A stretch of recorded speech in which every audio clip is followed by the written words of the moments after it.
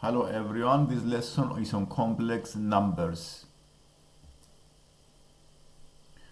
I have included an exercise 1 that shows the numbers in an Argand diagram. The way to draw the complex numbers is we follow similar methods as we do with ordinary points. For example, a complex number with form 5 minus 4i, it can be represented by the point 5 comma minus 4 is the same as we plot the x comma y. The first coordinate is the horizontal axis, is the real part 5. This is the real part, is the horizontal axis, and the second coordinate is the imaginary part, which is the vertical axis, the y. Quadrant are all the points with coordinates negative x and positive y. Quadrant are all the complex numbers with negative x coordinates and negative y coordinates, and on the fourth quadrant we plot all the complex numbers with positive x coordinate and negative y coordinate. For example, the complex number 5 minus 4i has coordinates 5 comma minus 4, so it can lie on the fourth quadrant. And you may represent this as a point with coordinates 5 and negative 4. 5 on the horizontal axis and negative 4 on the vertical axis. And this is the complex number, the second complex number, 5 minus 4i. In the same way, I can plot all these complex numbers by just plotting the points. For example, the minus 4, or the age is minus 4. It has no imaginary part, so I can represent this with the point, the complex number minus 4 comma 0, which lies on the horizontal axis. For example, the f is root 2 plus 2i. Because both of the coordinates are positive, the square root of 2 plus the 2i is on the first quadrant. And the same way you can plot all of the other complex numbers on this Argand diagram. You can do the rest for homework. And let's see the next exercise. In this question, they ask you to show the roots of the equations on an Argand diagram. This is a quadratic, and by solving this quadratic, you see that there are complex solutions. The discriminant is negative. The discriminant of the quadratic is negative, and therefore you have complex solutions. To find the complex solutions, you either use the quadratic formula or you can use the completing the square method like I did here. By completing the square, you can write the bracket as x minus 3 bracket squared minus 9 plus 10 equals 0. Rearranging, we have the x minus 3 squared is equal to minus 1. So by taking the square root of minus 1, this becomes plus minus I, because the square root of negative 1 is the I symbol, is the imaginary part of the complex number. And now by making x the subject, the x is equal to 3 plus minus I. And these are the two complex solutions. X equals 3 plus minus I. to plot these points. The first one has positive x, positive y is on the first quadrant, 3, 1 on the first quadrant.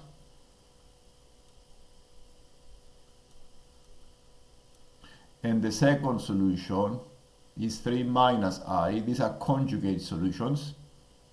So this is the fourth quadrant. So this is 3, minus 1. And we plot them in the Argand diagram. In this exercise, we have been given the complex numbers z1, 5 plus 12i, z2, 6 plus 10i, z3, minus 4 plus 2i, z4, minus 3 minus i, and we have been asked to draw on the diagram the vectors OA, OB, OC, and OD respectively, and also find the magnitude. For example, the first complex number is 5, 12. Is 5 plus 12i, so it's 5, 12 is on the first quadrant. To find the magnitude that is represented by these vertical lines, you can square the coefficients of the real part and the imaginary part. So 5 square plus 12 square give you 169, and if you take the square root, give you 13. So the magnitude of this complex number or vector, these can also be represented as vectors, is 13. In the same way, you can do the number 2, the second complex number. You can do the rest for homework, the Z3 and the Z4, the same way. The Z3 lies on the second quadrant and the Z4 lies on the fourth quadrant. And let's go to number 5. Here we have been given the two complex numbers, 11 plus 2i and the 2 plus 4i. And we have been asked to find the Z1 plus Z2 and also the Z1 and Z2 on the Argand diagram. To find the sum of the two complex numbers is the same process as we do with algebraic functions. We add like terms. So we do 11 plus 2 give us 13 and 2 plus 4 is 6. So the sum of the Z1 and the Z2 is 13 plus 6i. And because both of the coordinates are positive, the sum of the two complex numbers lies on the first quadrant. So the vertical axis here represents the imaginary part, and the horizontal axis represents the real part, the real coordinates, and the imaginary parts coordinates on the vertical axis. In this exercise, we need to find the modulus and argument of each of the following complex numbers. To find the modulus, we follow the formula by taking the square root. For example, the complex number 12 plus 5i. To find the modulus, the magnitude, we take the square root and we square the numbers 12 and 5. This is the length of the complex number or the vector. So this is 13. The argument of this complex number means the angle it makes with the horizontal. So by considering this, the first one, 12 plus 5i, you see that the complex number lies on the first quadrant.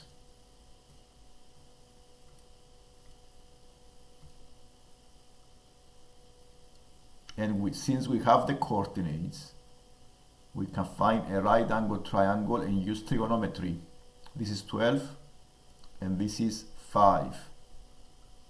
So to find this angle, which represents the argument, we can use trigonometry, and we can take the inverse of the tan of 5/12.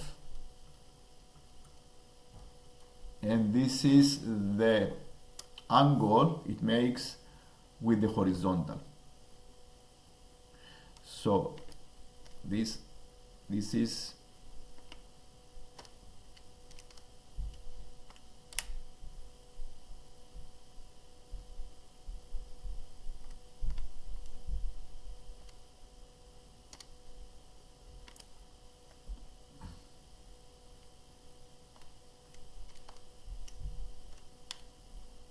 22.6 degrees.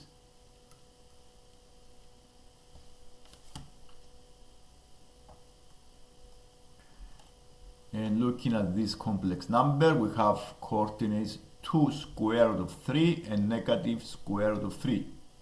So the argument of this complex number, we need to see first the location which quadrant is the complex number.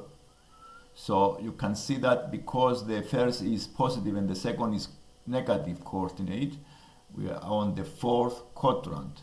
So we need first to find the angle A on this triangle, OAB. This is a right angle triangle. And if I found this angle, I can use the methods and find the argument, the angle it makes with the horizontal. The argument of the complex number need to be between minus pi and pi. That is why it's useful to plot the complex number on the diagram and see the position of the complex number. So by using trigonometry here, we take the inverse of the tan, root 3 over 2 root 3. We found the angle alpha is 0.4636 radians. And because this needs to be measured between minus pi and pi, negative angles is clockwise from the horizontal, from the origin. So is negative here because it's go clockwise from the horizontal. So the argument is minus 0.4636 radians. Here I use the radians to measure the argument. And remember that the argument needs to be between minus pi and is useful if I plot the complex number on the Argand diagram. The same way I did this complex number by finding first the inverse of tan 11 over 4. The angle, this angle here is 1.22.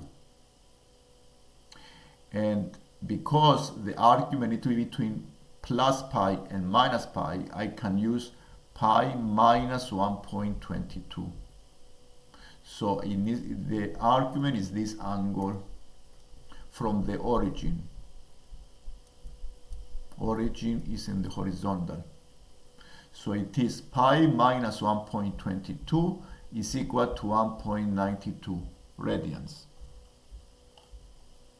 And the same way I did this one, I check the coordinates, both are negative, so it lies on the 3rd quadrant. The angle I found by using the inverse of the tan is 0.72.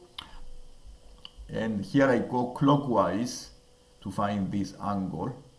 I went clockwise. So I did minus pi plus 0.72. The 0.72 is the inverse of the tan of 7 over 8. 7 over 8 are the coordinates of the complex number. The 8 is the horizontal, is the base of the right angle triangle, and the vertical, the height is the 7.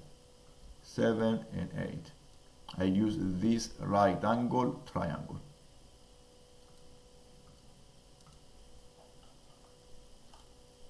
And let's check this one. Here the coordinates are positive and negative, so it's on the fourth quadrant, and therefore the argument is minus pi over 4. I did the inverse tan 2 over 2. You see the coordinates are 2 and 2. The base of the right angle triangle is 2, the height of the right angle triangle is 2, and that is why the angle is pi over 4. So this is 2 and 2. I use this right angle triangle. In this exercise, we need to express the complex numbers in this form: r times cosine theta plus I sine theta. So in this case, we need to find the r, the modulus, and also the argument of the complex number from the Cartesian form. So by using the complex number minus 5 plus 5i, first I notice that the r is 5 square root of 2. I use the formula we did before, square root of 5 squared plus 5 squared. So this is 25 is root 50, which is 5 root 2. And the argument I do exactly the same way as I did before. So I found the argument to be minus pi over 4, and then I use the angle, the argument into this format. So I have 5 root 2 cosine minus pi over 4 plus I sine minus pi over 4. I simplify this and I go to the final form. 5 root 2 bracket cosine pi over 4 minus I sine pi over 4. And this is a complex number in this form. You can do the rest for homework because it's a similar process. The next exercise asks you to express these complex numbers as fractions in the same form: r cosine theta plus I sine theta. First, we found the r, the magnitude. To find the r is useful to rationalize the fraction and make it in a format the same way as we did before. So we times the numerator and denominator by 1. For example, the 1 plus I over 1 minus I times both numerator and denominator by 1 plus I. And with this method, I can cancel the imaginary part on the denominator. So I always times by the conjugate complex number, numerator and denominator. So it's an equivalent fraction. So the complex number, by doing calculations, is simplified as 2i over 2, which is equal to I.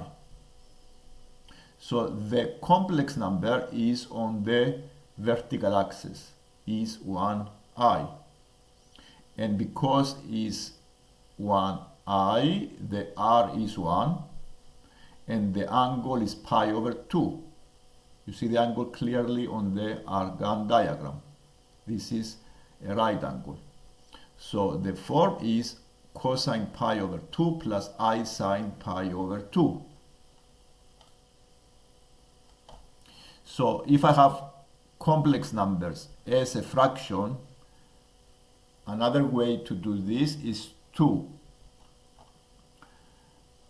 find the magnitude of the first complex number, find the magnitude of the second complex number, and then divide the two magnitudes, and then is the same way is you can find the z star. Okay, so by dividing the two magnitudes of the two complex numbers separately, you can find the magnitude of the complex number z star, which is 1. And to find the angle, you subtract the two arguments of the two complex numbers z1 and z2. This is another way of finding the argument and magnitude of a complex number that is a fraction of two other complex numbers. Or you may use this method, or you can also simplify using this method. And in this case, in this exercise, we have the complex numbers in this polar form, and we need to write them in the Cartesian form. So in this case, all we need to do is to times the brackets. For example, 4 cosine 5 pi over 6 give us minus 2 root 3, and minus 4 sine 5 pi over 6 give us minus 2. And therefore, this is the complex number in Cartesian form. It's possible to switch from Cartesian form to polar form, and from polar form to Cartesian form as well.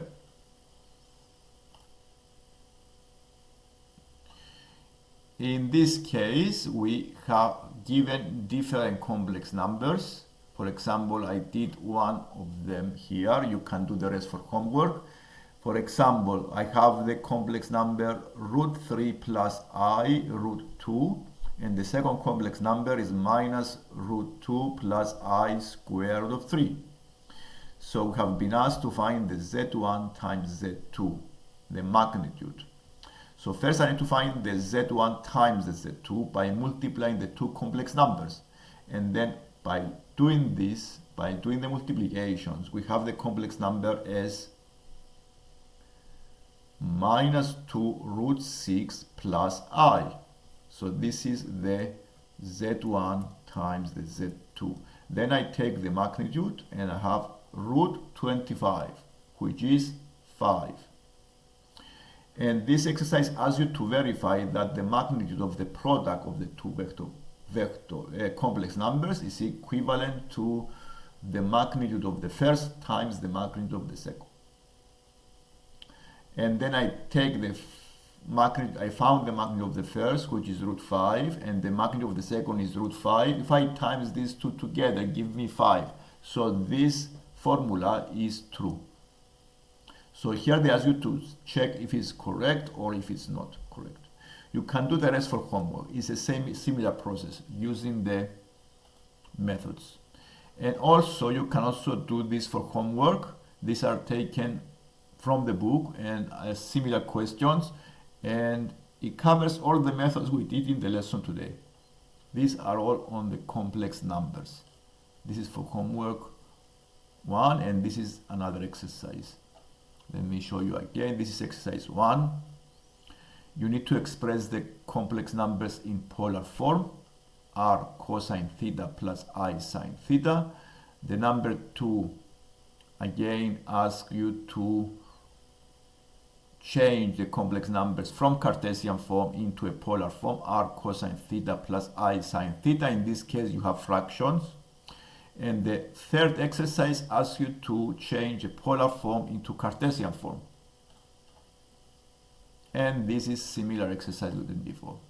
This is the lesson for today.